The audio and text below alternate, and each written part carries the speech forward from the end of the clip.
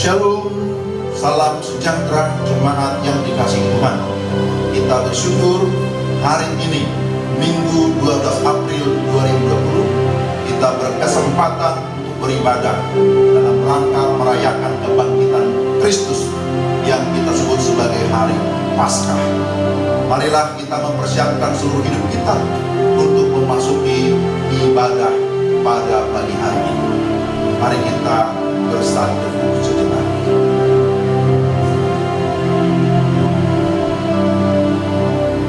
Bersama-sama kita memuji Tuhan dari Kidung Jemaat nomor 188 ayat 1 dan 2. Kristus bangkit, soraklah.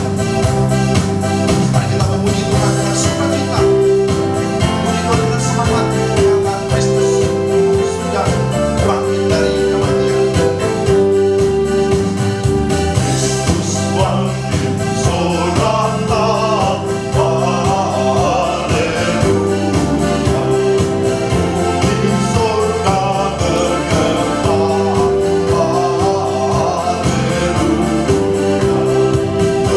berbalasan bersyukur,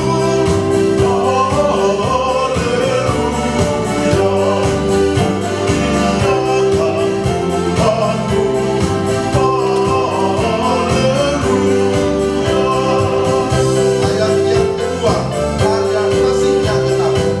lagi terbenam, Kebaktian Paskah minggu ini berlangsung dengan keyakinan bahwa pertolongan kita adalah di dalam nama Tuhan yang menjadikan langit dan bumi, yang memelihara kesetiaannya untuk selamanya, dan yang tidak pernah meninggalkan perbuatan tangannya.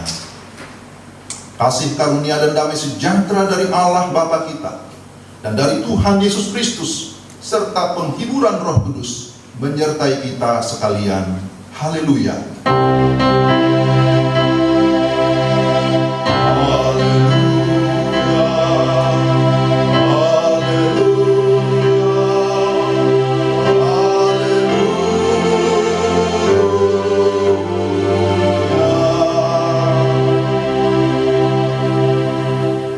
Nats pembimbing dalam ibadah kita diambil dari Roma pasal 12 ayat yang kedua.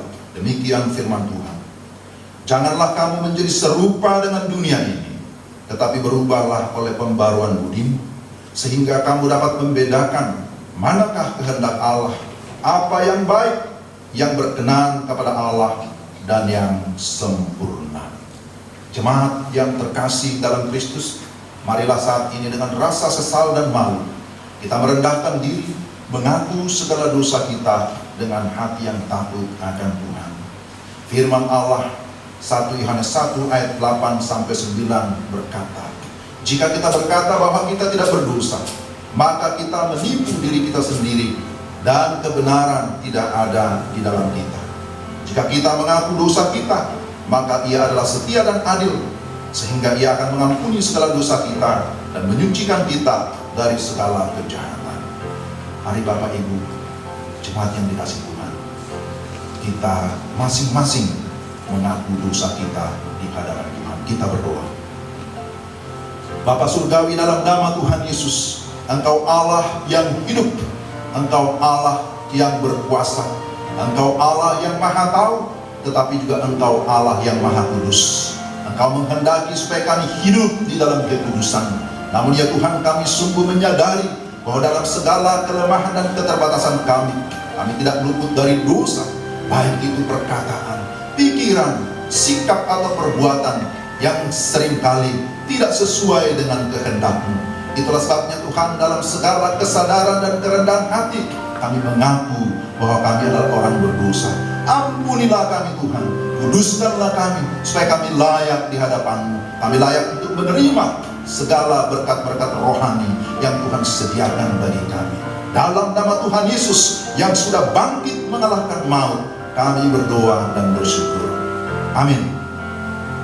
Jemaat yang dikasihi Tuhan, dengarkanlah berita anugerah dan petunjuk hidup baru. Saudara-saudara, ketahuilah bahwa kamu telah ditebus dari cara hidupmu yang sia-sia, yang kamu warisi dari nenek moyangmu. Itu bukan dengan barang yang fana, bukan pula dengan perak atau emas, melainkan dengan darah yang mahal, yaitu darah Kristus. Karena itu persembahkanlah tubuhmu sebagai persembahan yang hidup, yang kudus, yang berkenan kepada Allah. Itulah ibadahmu yang sejati. Roma 12 ayat 1. Kiranya Roh Kudus membantu kita untuk melakukan kehendak Allah dalam kehidupan kita sehari-hari. Amin.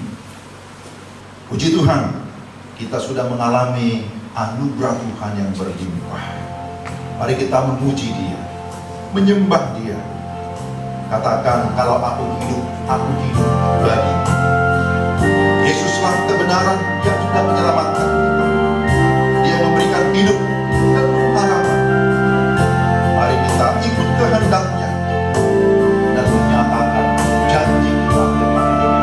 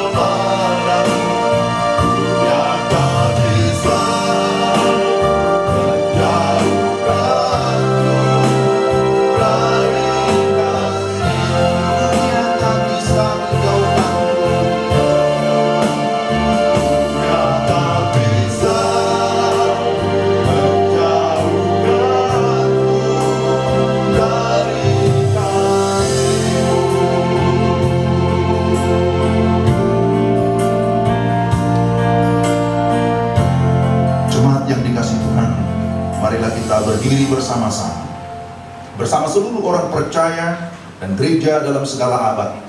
Marilah kita mengucapkan pengakuan iman rasuli di hadapan Allah dengan kesungguhan hati dan mulut berkata, Aku percaya kepada Allah, Bapa yang Maha Kuasa, Khalik langit dan bumi, dan kepada Yesus Kristus, Anaknya yang tunggal Tuhan kita, yang dikandung daripada Roh Kudus, lahir dari anak darah Maria, yang menderita sengsara di bawah pemerintahan Pontius Pilatus, disalibkan, mati dan dikuburkan, turun ke dalam kerajaan maut.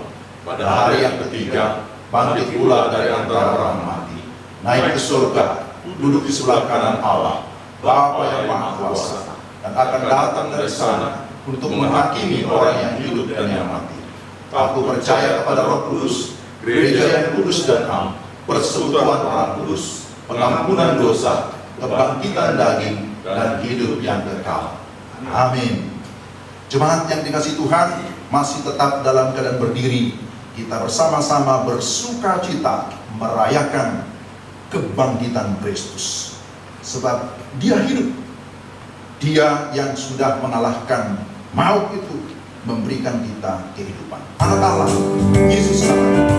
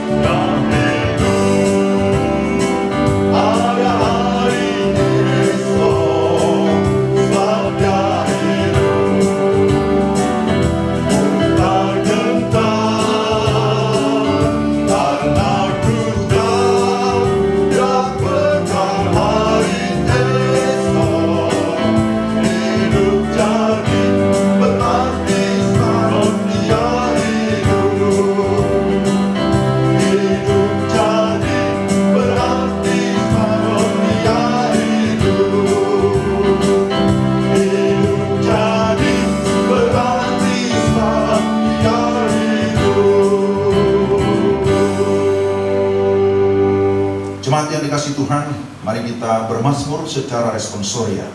Mazmur 1 ayat 1 sampai 6. Berbahagialah orang yang tidak berjalan menurut nasihat orang fasik, yang tidak berdiri di jalan orang berdosa, dan yang tidak duduk dalam kumpulan pencemooh. Tetapi yang kesukaannya ialah Taurat Tuhan, dan yang merenungkan Taurat itu siang dan malam. Ia seperti pohon yang ditanam di tepi aliran air, yang menghasilkan buahnya pada musimnya, dan yang tidak layu daunnya, apa saja yang diperbuatnya berhasil. Bukan demikian orang fasik, mereka seperti sekam yang ditiupkan angin. Sebab itu orang fasik tidak akan tahan dalam penghakiman, begitu pula orang berdosa dalam perkumpulan orang benar.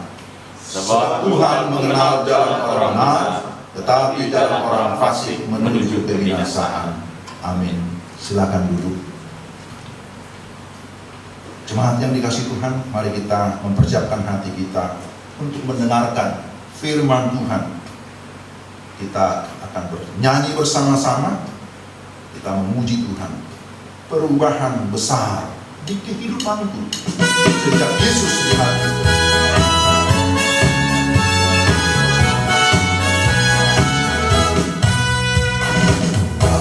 Besar di kehidupanku sejak Yesus di hatiku. Aku bersinar terang yang terang sejak Yesus di hatiku. Sejak Yesus di hatiku. Sejak Yesus di hatiku. Jiwaku bergemar bagai ombak besar. Sejak Yesus di hatiku. Ayat yang kedua, Kembali ke jalan benar sejak Yesus di hatiku. Dan yang satu dihapus jiwaku sejak Yesus di hatiku. Sejak Yesus di hatiku. Sejak Yesus di hatiku. Jiwaku bergemar bagai ombak besar sejak Yesus di hatiku. mari kita mempersiapkan hati kita untuk mendengarkan firman Tuhan. Kita berdoa. Bapa di surga, dalam nama Tuhan Yesus, kami bersyukur untuk kesempatan ini. Kami sudah memuji-muji nama, dan saatnya bagi kami untuk mendengarkan firman. Kami berdoa supaya Allah Roh Kudus kiranya berkenan menerangi hati kami, sehingga kami dapat memahami firman-Mu dengan baik, dan setelah itu kami dapat melakukan dalam hidup kami. Kiranya Tuhan menguduskan baik hamba-Mu yang menyampaikan, demikian pun semua jemaat yang mendengarkan. Tuhan sama-sama memberkati kami. Dalam nama Yesus kami berdoa dan bersyukur. Amin. Baik jemaat yang dikasihi Tuhan, di perayaan kebangkitan Kristus atau ibadah Paskah pada pagi hari ini, kita akan membaca firman Tuhan yang diambil dari Kolose pasal yang ketiga, ayat 1 sampai dengan ayat yang keempat. Kolose pasal 3, ayat 1 sampai dengan ayat yang keempat, demikian firman Tuhan. Karena itu, kalau kamu dibangkitkan bersama dengan Kristus, carilah perkara yang di atas di mana Kristus ada, duduk di sebelah kanan Allah. Pikirkanlah perkara yang di atas, bukan yang di bumi. Sebab kamu telah mati, dan hidupmu tersembunyi bersama dengan Kristus di dalam Allah. Apabila Kristus yang adalah hidup kita menyatakan diri kelak, kamu pun akan menyatakan diri bersama dengan Dia dalam kemuliaan. Demikianlah pembacaan firman Tuhan. Berbahagialah setiap kita yang mendengarkan firman Tuhan dan memelihara dalam kehidupan kita tiap-tiap hari. Jemaat yang dikasihi Tuhan, sekali lagi kita bersyukur hari ini kita bisa beribadah. Saya berharap bahwa kita semua masih tetap dalam keadaan yang baik, dalam keadaan bersukacita, dalam keadaan yang antusias merayakan Paskah sekalipun kita berada di rumah masing-masing. Ada tema yang sudah ditetapkan berdasarkan pembacaan ini. Tema kita adalah kebangkitan Yesus membarui cara hidup. Kebangkitan Yesus membarui cara hidup. Saudara-saudara yang terkasih dalam Tuhan Yesus Kristus, Paskah adalah merupakan perayaan terpenting di dalam tahun gerejawi Kristen. Paskah berasal dari kata Pesach dalam bahasa Ibrani. Paskah dalam bahasa Yunani yang berarti melewati. Pada masa perjanjian lama, Tuhan membebaskan umat Israel dari perbudakan di Mesir dengan pemberian 10 tulah kepada orang Mesir sebagai peringatan. Malaikat maut telah membunuh semua anak sulung di Mesir. dan melewati rumah-rumah orang Ibrani yang tiang pintunya ditandai dengan darah anak domba. Di masa perjanjian baru, Paskah adalah perayaan kebangkitan Tuhan Yesus dari antara orang mati. Anak domba Paskah, yaitu Yesus yang telah mati di kayu salib, dibangkitkan pada hari yang ketiga, sehingga setiap orang yang percaya kepadanya terlewati dari maut. Maka orang percaya merayakan Paskah sebagai hari kemenangan. Kemenangan atas dosa, kemenangan atas iblis, dan kemenangan atas maut. Itulah sebabnya Rasul Paulus menyebut berita ini sebagai the most important message, atau the first message, berita utama. Kalau kita bandingkan dalam 1 Korintus pasal 15 ayat 3. Mungkin istilah sekarang disebut dengan istilah breaking news, top news, tetapi tentu kontennya berbeda. Breaking news corona itu berbeda ya dengan breaking news kebangkitan Yesus. Di antara semua yang penting-penting, maka berita kebangkitan Yesus adalah berita yang dinantikan sejak berabad-abad lamanya. Pertanyaannya, apakah berita kebangkitan Yesus juga merupakan yang terpenting bagi saudara, bagi saya, bagi kita sekalian? Kalau jawabannya ya, mengapa? Saudara, yang pertama, kebangkitan Yesus adalah fakta sejarah yang tak terbantahkan. Bagi banyak orang di dunia ini, berita kebangkitan Yesus dianggap nonsens, dianggap omong kosong, dianggap impossible. Sehingga banyak teori yang menyangkalnya. Ada isu mayat Yesus dicuri, mayat Yesus hilang, Yesus hanya mati suri, hanya pingsan, murid-murid hanya berhalusinasi, metafora, sampai kepada salah alamat bahwa murid-murid masuk kubur yang salah. Bahkan berita kebangkitan Kristus sempat dijadikan berita hoax oleh kelompok imam-imam Yahudi dengan menyogok para serdadu. Itu bisa kita lihat dalam Matius pasal 28 ayat 11 sampai 15. Tapi bagi kita, bagi saya, berita kebangkitan adalah fakta sejarah yang tidak terbantahkan. Keempat kitab Injil, Matius, Markus, Lukas, Yohanes, mencatat semua peristiwa itu. Dinyatakan bahwa kubur kosong membuktikan Yesus hidup. Tapi bukan hanya itu, bahwa peristiwa yang spektakuler ini terjadi pada masa pemerintahan Pontius Pilatus memerintah. Kemudian itu dicatat di dalam kredo atau pengakuan iman rasuli yang tadi sudah kita ikrarkan bersama. Saudara yang terkasih dalam Tuhan, lebih lanjut lagi, Rasul Paulus juga mencatat dalam 1 Korintus pasal 15 ayat 3 sampai 6. Sebab yang sangat penting telah kusampaikan kepadamu, yaitu apa yang telah kuterima sendiri, ialah bahwa Kristus telah mati karena dosa-dosa kita sesuai dengan kitab suci, bahwa ia telah dikuburkan, bahwa ia telah dibangkitkan pada hari yang ketiga sesuai dengan kitab suci, bahwa ia telah menampakkan diri kepada Kefas dan kemudian kepada ke-12 muridnya. Sesudah itu ia menampakkan diri kepada lebih dari 500 saudara sekaligus. Kebanyakan dari mereka masih hidup sampai sekarang, tetapi beberapa di antaranya telah meninggal.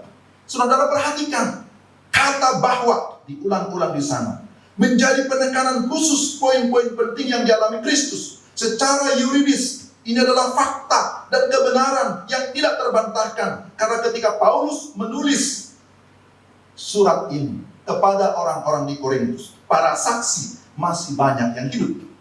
Jikalau Paulus berbohong, pasti akan segera dibantah dan pasti menolak Paulus sebagai seorang rasul. Maka kebangkitan Kristus bukan hanya menjadi kredo atau pengakuan iman, tetapi saudara, kebangkitan Kristus itu menjadi sentral pemberitaan para rasul, bahkan gereja hingga pada akhir zaman. Ini adalah yang pertama. Tapi yang kedua, kebangkitan Yesus membarui cara hidup. Mengapa kebangkitan Kristus menjadi sangat sentral? Pernahkah kita berpikir mengapa setelah kebangkitan Yesus pada hari ketiga dia tidak langsung naik ke surga, tetapi menunggu 40 hari? Tentu ada maksud dan tujuannya. Pertama, menunjukkan bahwa kebangkitannya nyata sesuai dengan janjinya. Kedua, meneguhkan para murid dan mempersiapkan mereka untuk menjadi saksi kebangkitannya. Masa-masa penampakan Yesus adalah masa yang sangat krusial, yang mengubah kehidupan murid-muridnya, yakni Petrus dan rekan-rekannya. Kemudian juga Paulus yang mengalami kuasa kebangkitan Kristus ketika perjalanannya menuju ke Damsyik. Dalam Filipi pasal 3 ayat yang ke-10, Rasul Paulus menyatakan, yang ku kehendaki ialah mengenal Dia. Mengenal siapa? Mengenal Yesus dan kuasa kebangkitannya, di mana aku menjadi serupa dengan Dia dalam kematiannya. Saudara yang terkasih dalam Tuhan, pembaruan apa yang dialami oleh orang-orang percaya melalui kebangkitan Kristus? Pertama, pembaruan secara rohani atau pembaruan iman.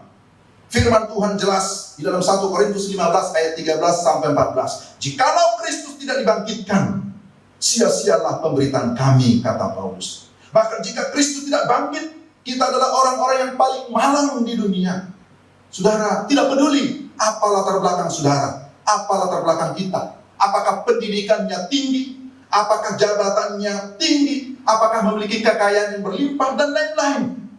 Namun itu tidak akan bernilai sama sekali tanpa iman dan pertobatan kepada Kristus yang bangkit. Jikalau Kristus tidak bangkit, sekali lagi, kita masih hidup di dalam dosa dan pasti akan binasa. Yang kedua, pembaruan pola pikir atau mindset. Kebangkitan Kristus telah mengubah hati murid-muridnya. Pikirannya diubahkan seperti Kristus. Paulus berkata, carilah perkara yang di atas, di mana Kristus ada, duduk di sebelah kanan Allah. Pikirkanlah perkara yang di atas, bukan yang di bumi. Sebagaimana bacaan kita Kolose pasal 3 ayat 1 sampai 2. Artinya bahwa orientasi sudah berpindah dari yang sementara kepada kekekalan, dari yang duniawi kepada yang surgawi, dari aku kepada Kristus sebagai pusat kehidupan. Hidup yang berpusat kepada Kristus berarti kita mengakui ketuhanan Kristus, menjadikan Dia sebagai teladan utama dalam hidup kita, dan menjadi tujuan utama seluruh kehidupan kita. Orang yang sudah mengalami kuasa kebangkitan Kristus, maka dia sudah mengalami transformasi. Sebagaimana Roma 12 ayat 2. Dia sudah mengalami pembaruan akal budi, sehingga apa yang dilakukan adalah yang kudus, yang berkenan kepada Allah.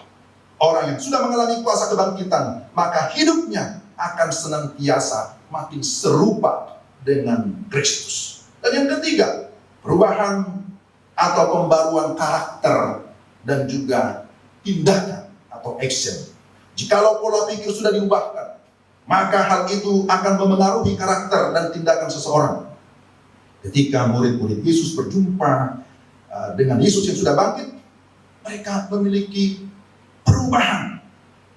Perubahan dari takut menjadi berani, dari keraguan kepada kepastian. Kemudian dari kesedihan menjadi satu sukacita yang besar. Dari kekecewaan kepada sebuah pengharapan yang pasti. Ketika mereka mengalami perubahan tersebut, maka mereka pun bertindak dengan penuh semangat. Mereka menjadi pelayan-pelayan Tuhan yang luar biasa. Mereka melayani tanpa pamrih.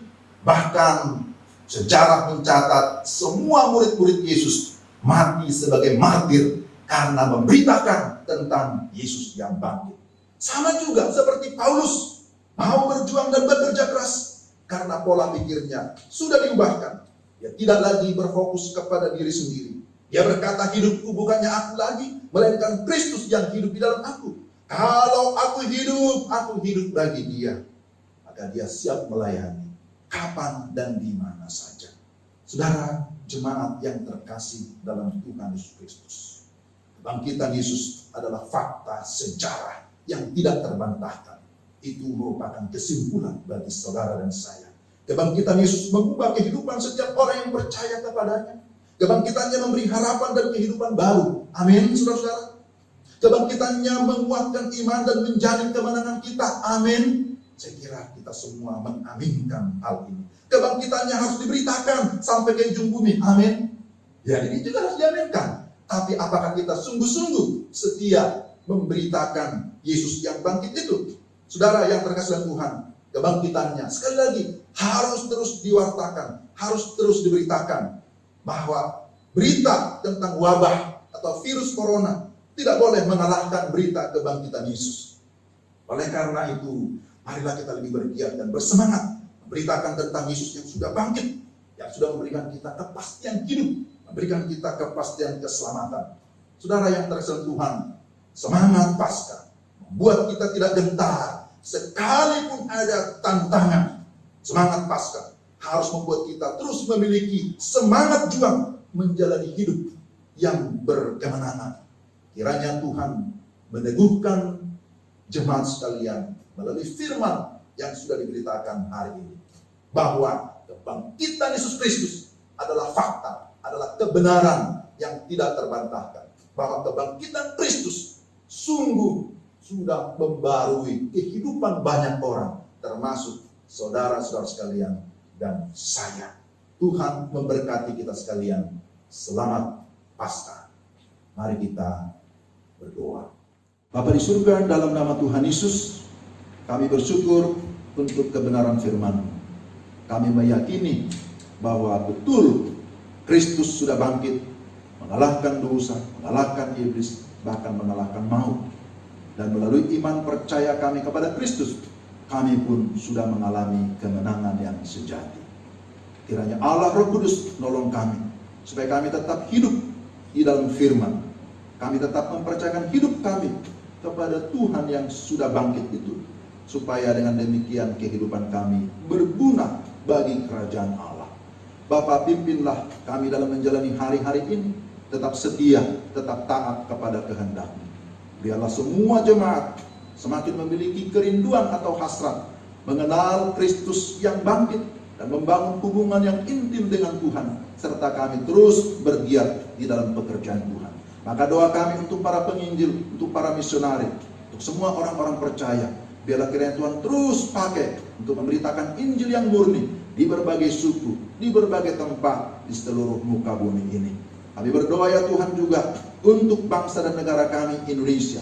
Kiranya Tuhan memberkati bangsa ini di tengah-tengah situasi yang kurang kondusif akibat pandemi virus corona. Kami berdoa supaya oleh hikmat dari Tuhan, Presiden Jokowi dan Wakil Presiden beserta semua kabinet dan pemerintah daerah boleh bergandengan tangan bekerja sama untuk terus menangani penyebaran virus yang semakin masif. Kiranya Tuhan memberkati para medis, Tuhan melindungi, Tuhan memberikan kepada mereka juga hikmat serta akal budi.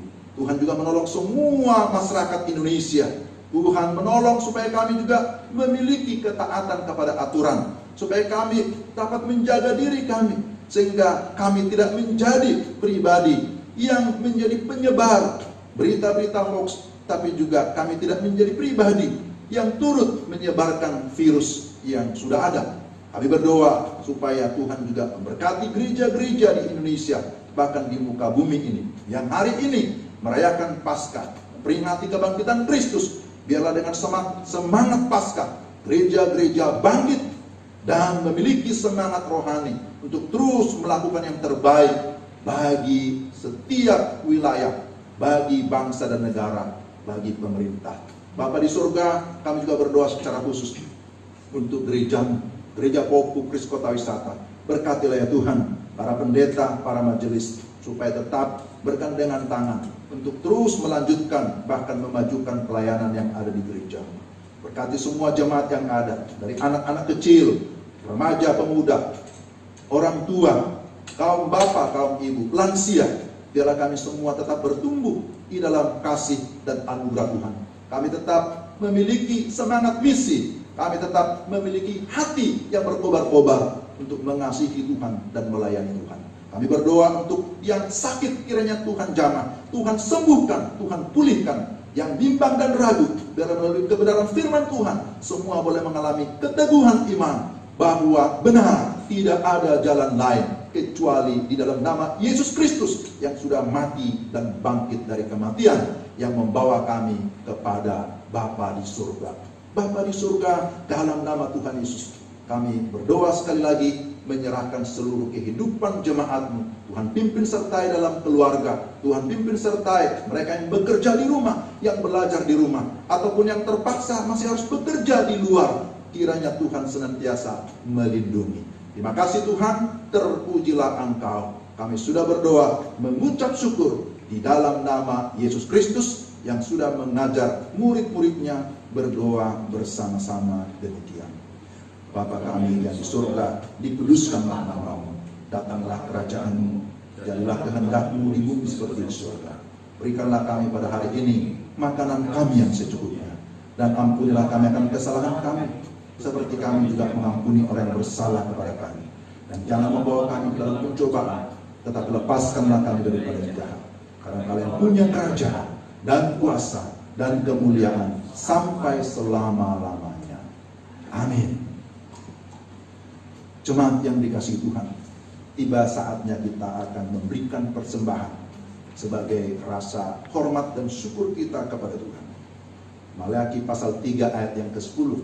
Bawalah seluruh persembahan persepuluhan itu ke dalam rumah perbendaharaan, supaya ada persediaan makanan di rumahku. Dan ujilah aku firman Tuhan semesta alam. Apakah aku tidak membukakan bagimu tingkap-tingkap langit dan mencurahkan berkat kepadamu sampai berkelimpahan. Mari kita bersama-sama mengumpulkan persembahan kita. Kita memuji Tuhan dari Kidung Jemaat nomor 397 ayat 1 dan ayat yang kedua. Terpuji Engkau Allah Maha Esa.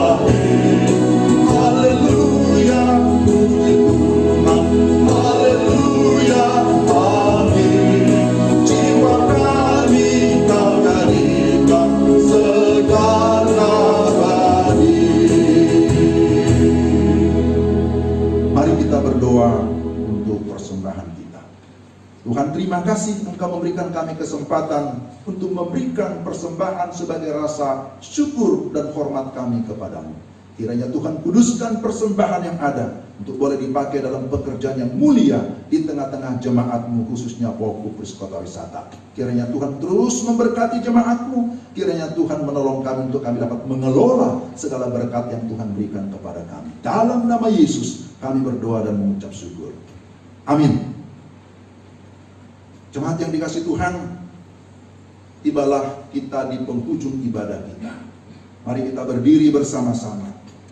Kita akan memuji Tuhan dari pelengkap Kidung Jemaat PKJ 241 ayat yang pertama. Tak ku tahu tentang hari esok, namun langkahku tetap.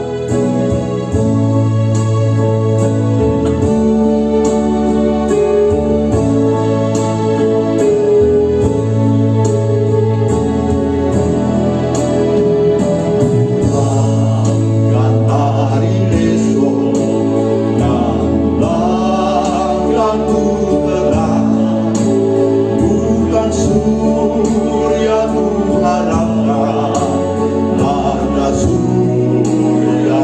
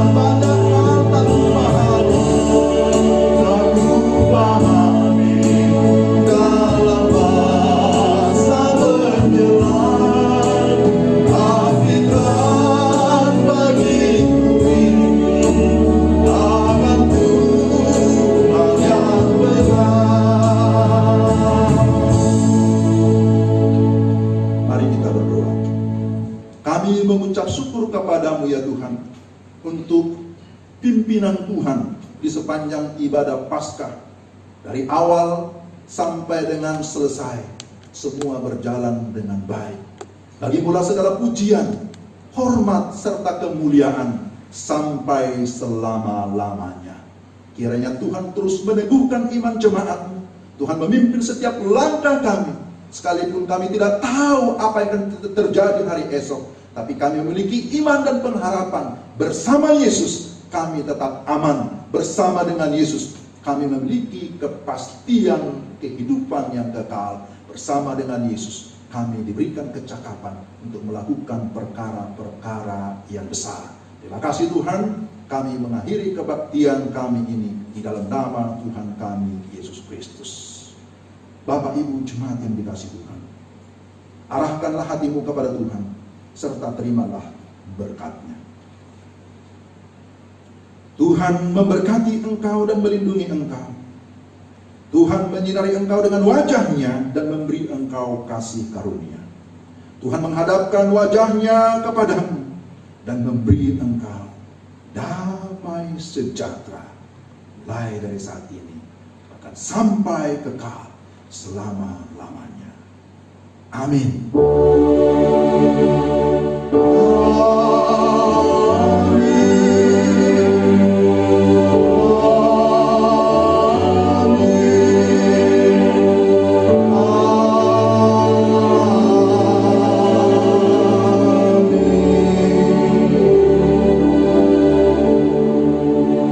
Silakan duduk. Kita mengucap syukur ibadah Paskah pada pagi hari ini dapat berjalan dengan baik.